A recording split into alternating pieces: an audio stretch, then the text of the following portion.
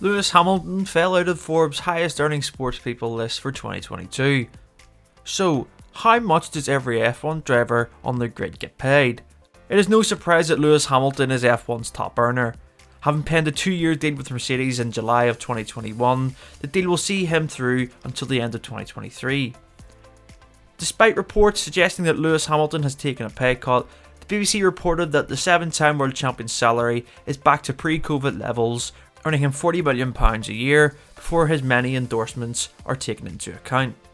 Earlier this year, Red Bull and Max Verstappen signalled their commitment to each other by signing the longest F1 deal on the grid. A 5-year contract extension which is reportedly worth up to as much as £40 million a season. In a bid to ward off interest from F1 rivals Mercedes, Red Bull and Ferrari, McLaren tied down Lando Norris to a new bumper long-term contract in February 2022. Just 9 months after his last extension, Norris agreed a fresh contract that will reportedly see him earn £20 million a year over the course of the next 4 years.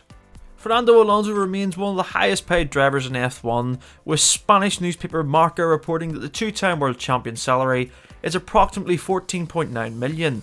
The 40-year-old is in the final year of his deal that's seen him return to F1 after hiatus, but Alonso is set to discuss a contract for 2023 and beyond. 4-time world champion Sebastian Vettel was earning a fortune. It was thought to be around £32 million a year during his time at Ferrari, and he was also ranked 18th on the Forbes list for highest sports athletes. But the German took a significant pay cut to stay in F1 and join Aston Martin. It is understood that Vettel is earning around £12.2 million, excluding bonuses and sponsorship deals. Like Vettel, Daniel Ricciardo also took a pay cut when he left Renault at the end of 2020 to join McLaren for the 2021 season. The Australian's current deal is understood to run out at the end of 2023, and it sees him earn £12.2 million, the same as Vettel. The current F1 World Championship leader Charles Leclerc is next up on this list with £9.8 million a year at Ferrari. The Monegasque was handed a new 5-year contract with the Italian outfit following an impressive season with Maranello in 2019. Could Leclerc find himself in line for an even bigger pay rise if he was to go on and win his maiden F1 Drivers' World Championship this year? Ahead of the Emilia-Romagna Grand Prix in April, it was announced that Carlos Sainz had signed a new contract with Ferrari, seeing him stay until the end of 2024.